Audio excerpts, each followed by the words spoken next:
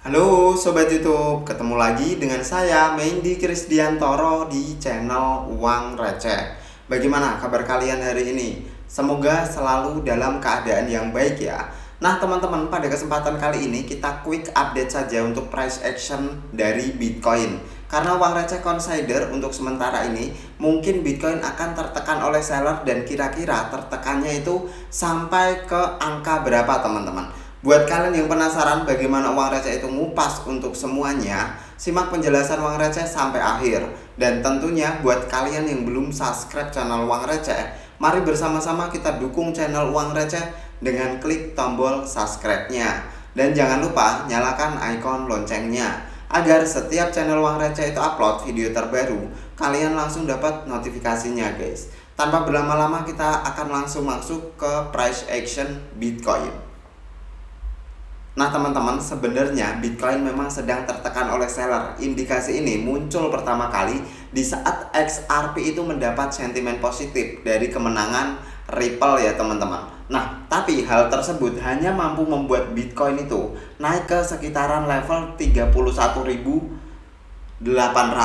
Dan after itu sebenarnya yang kita waspadai, terbentuk sebuah pola yang namanya bearish engulfing teman-teman, dimana pergerakan hijau sebelumnya itu tertutupi oleh red candle di pergerakan hari setelahnya. Nah after itu kita sekali lagi kita melakukan retest ke IMA 21, dimana menurut Uang Receh IMA 21 secara progres harian itu cukup menjadi support ataupun resisten fleksibel dari pergerakan Bitcoin teman-teman. Dan di sekitaran tanggal 18 Juli for the first time kita break dari IMA 21, dan ini mengindikasikan bahwa sebenarnya seller masih cukup dominan dalam menekan harga teman-teman. Apalagi 2 hari yang lalu kita melihat bahwa posisi break dari IMA 21 ini semakin clear konfirmasinya, karena terbentuk yang namanya candle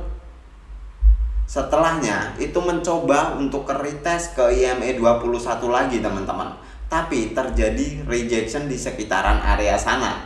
Nih di sebelah sini kalian bisa lihat sendiri, hampir 2 kali setelah terreject dari IMA 21, pergerakan Bitcoin itu mencoba untuk close lagi di atas IMA 21, tapi alhasil Bitcoin tidak mampu dan Bitcoin kembali tertekan teman-teman. Bahkan untuk kemarin itu sempat menyentuh di sekitaran 30.400-an, dan after itu untuk close candlenya kembali under dari 30.000. Nah hal ini sebenarnya mengindikasikan bahwa untuk pergerakan kemarin terbentuk yang namanya doji candle, dan ini juga kalau kita bilang adalah sebuah pertanda buruk dari pergerakan Bitcoin dalam waktu short term teman-teman. Meskipun Uang Receh masih tetap bullish terhadap pergerakan Bitcoin, artinya pelemahan momentum yang terjadi sekarang ini kemungkinan besar atau Uang Receh percaya tidak akan bertahan lama teman-teman. Artinya buyer akan tetap mempertahankan pergerakan bullish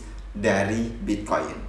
Nah selain itu teman-teman, beberapa titik yang perlu kita perhatikan adalah pergerakan Bitcoin sejak di sekitaran tanggal 21 Juni tahun 2023 teman-teman, dimana sebenarnya secara pergerakan kurang lebih kita mengalami yang namanya sideways ya teman-teman.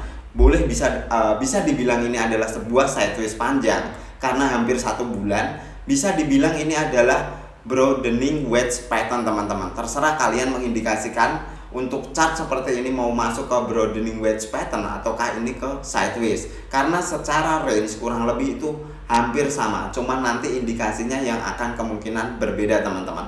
Dan untuk hari ini bisa kita cek juga sebenarnya untuk posisi close dari Bitcoin itu sudah under dari posisi 30.000. Artinya kalau kita pakai angka 30.000 selain dari angka psikologis Bitcoin, angka 30.000 juga bisa menjadi support untuk Bitcoin. Meskipun hari ini kita melihat Bitcoin itu masih mampu berada di sekitaran area 29.849.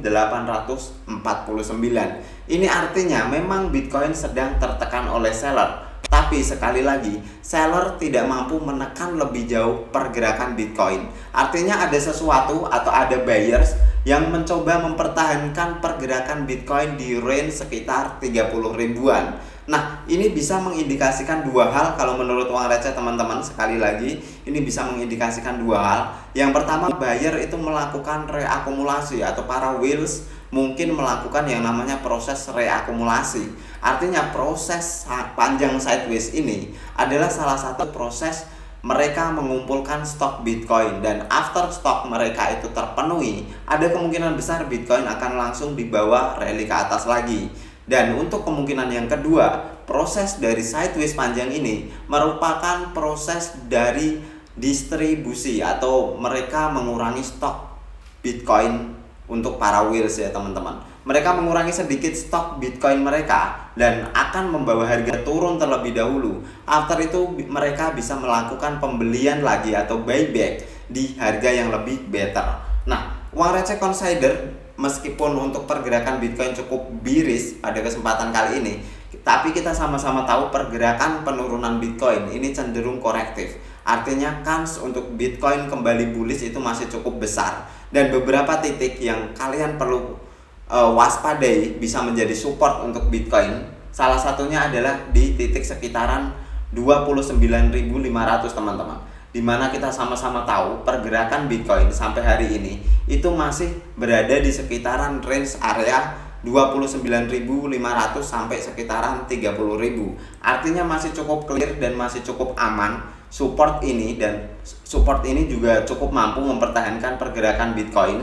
Yang pertama adalah di sekitaran tanggal 2 Juli, terus ada lagi mendekati teman-teman ini di sekitaran tanggal 7 Juli, dan sekarang udah beberapa kali retest pada minggu-minggu ini teman-teman. Semoga di sekitaran level support 29.500 cukup mampu mempertahankan pergerakan Bitcoin.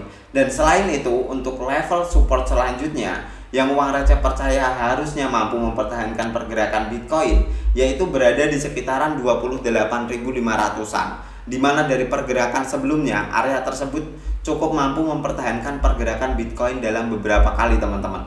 Di sekitaran tanggal 25 Mei ini satu kali, dan sebelum itu juga Bitcoin sempat sideways cukup panjang di sekitaran bulan Maret tahun 2023, kurang lebih untuk sidewaysnya hampir mendekati 1 bulan. Nah, ini mengindikasikan bahwa sideways yang kita alami bisa berfungsi sebagai dua skenario teman-teman. Untuk skenario yang pertama ini adalah proses reakumulasi, untuk skenario yang kedua ini adalah proses distribusi dari beberapa whales. Nah, yang perlu kalian pantau sebenarnya, kalian harus cek untuk price action. Biasanya nggak pernah bohong, meskipun price action bisa ditunggangin atau bisa dibuat oleh mafia-mafia tertentu teman-teman. Tapi sekali lagi, price action biasanya akan menunjukkan gejala terlebih dahulu sebelum candlestick itu melakukan pelemahan impulsif ataupun kenaikan secara impulsif. Nah, itu adalah yang perlu kalian perhatikan teman-teman. Nah, untuk titik resistennya menurut uang receh masih cukup percaya di sekitaran area 32.000 itu resisten yang cukup major untuk pergerakan Bitcoin. Dan di sekitaran area sana juga kalian harus perhatikan, kalau Bitcoin sampai lolos di sekitaran area 32.000, ada kemungkinan Bitcoin akan naik secara impulsif teman-teman, bisa ke 35 ataupun mungkin bukan FOMO untuk mendekati ke sekitaran range area selanjutnya, yaitu di angka 40 ribuan. Nah, selain itu yang perlu kita perhatikan teman-teman dari pergerakan Bitcoin yang sekarang, kita melihat bahwa sekitaran area 29.500 sampai sekitar area 27 ribuan itu merupakan area yang kosong ya teman-teman, di mana kita melihat pergerakan sebelumnya area tersebut tidak memberikan support ataupun resisten yang cukup berarti untuk pergerakan Bitcoin. Ini bisa menjadi sebuah kelemahan juga jika nanti memang Bitcoin terjadi penurunan untuk mengisi sekitaran area imbalance. Hati-hati, Bitcoin bisa turun lebih jauh ke sekitaran area 27 ribuan, di mana Bitcoin itu naiknya seperti kereta di sekitaran area sana. Ada kemungkinan Bitcoin juga akan turun seperti kereta ketika mendekati area resisten area support sekarang di antara 27.000 sampai 29.500-an teman-teman. Nah, itu adalah titik-titik yang perlu kalian perhatikan. Cukup sekian untuk video kali ini. Semoga kalian melihat insight dari uang receh pada video kali ini. Buat kalian yang punya pendapat berbeda, feel free untuk mengisi di kolom komentar. Thank you for watching till the end. See you on the next video.